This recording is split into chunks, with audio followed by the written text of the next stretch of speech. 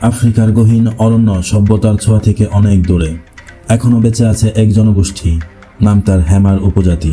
আদিমতা আর সংস্কৃতির মেলবন্ধনে গড়ে ওঠা এ জাতির জীবন যেন এক জীবন্ত কাহিনী।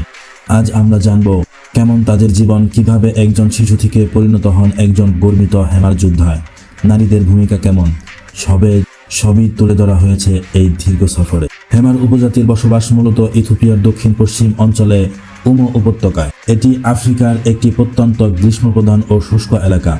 এখানে বয়ে গেছে উমো নদী, যার তীরবর্তী উর্বর জমিতে হেমাররা গড়ে তুলেছে তাদের বসত বাড়ি। এই গোষ্ঠী কৃষি নির্ভর হলেও পশুপালনই তাদের প্রধান জীবিকা।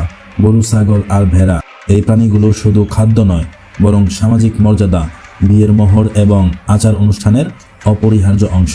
একজন হেমার শিশু জন্ম কেবল একটি নতুন প্রাণ নয়, বরং এটি গোত্রের জন্য একটি নতুন সম্ভাবনার আগমন।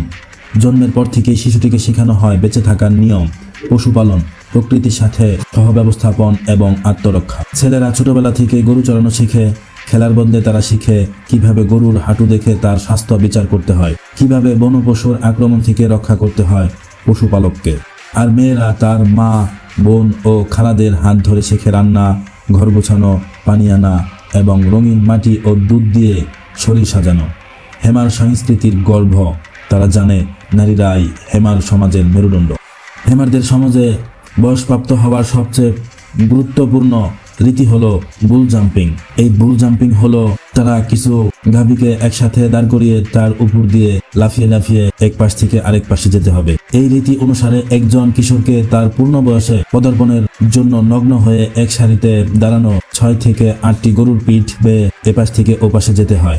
একবার নয়, 4 বার এই কাজটি তাদেরকে করতে হয়। সফল হলে সে একজন পূর্ণাঙ্গ হেমার পুরুষ হিসেবে স্বীকৃত পায়। এই দিনটি গোটা গোষ্ঠীর জন্য এক মহা উৎসব মুখর দিন।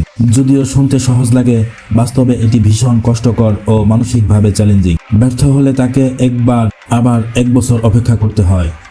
আর এই রীতির আরেক বিশেষ দিক হলো নারীরা উৎসাহ দিতে গিয়ে নিজেদের পিঠে চাবুক মারতে রাজি হয়। যে পরীক্ষা দেবে সেই ছেলেটি নারীদেরকে এই চাবুক মেরে থাকে।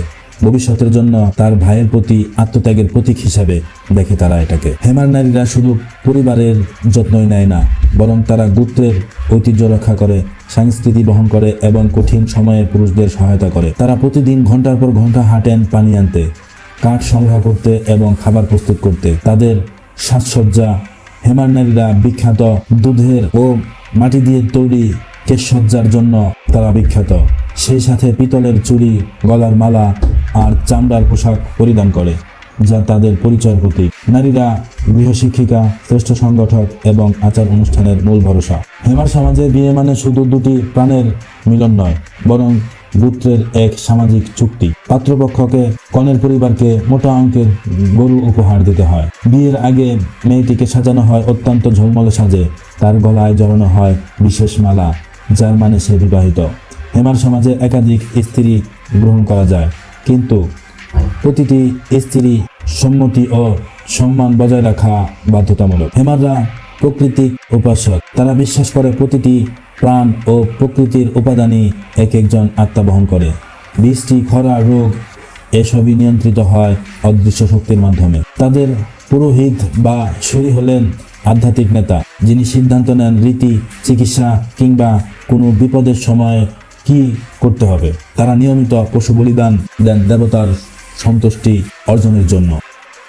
বিশেষ দিনে তারা গরুর ঘাড় কেটে রক্ত সংগ্রহ করে দুধের সাথে মিশিয়ে পান করে, যা তাদের কাছে পুষ্টির আধার। তারা খুবই স্বল্প সম্পদে বেঁচে থাকতে শেখে।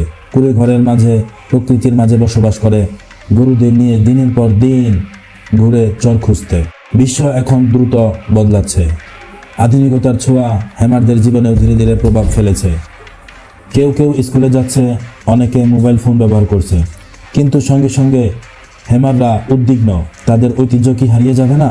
অনেক বয়োজ্যেষ্ঠ হেমার চান তাদের সন্তানরা যেন পশ্চিমা সভ্যতার পরিবর্তে হেমার হিসাবে গর্ববোধ করে। হেমার উপজাতি একটি জীবন্ত নিদর্শন, যারা শত বাধা আর পরিবর্তনের ভেতরেও তাদের নিজস্ব পরিচয় ধরে রেখেছে। তাদের জীবন যেমন কঠিন তেমনই সুন্দর। তারা আমাদের শেখায় কিভাবে প্রকৃতির সাথে মিলেমিশে পারস্পরিক সম্মান আর রীতিনীতিকে আঁকড়ে ধরে একটি গোষ্ঠী টিকে থাকতে পারে যুগের পর যুগ।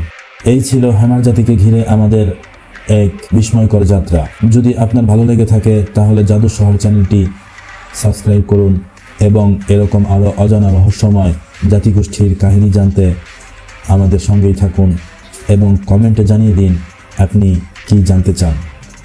ধন্যবাদ।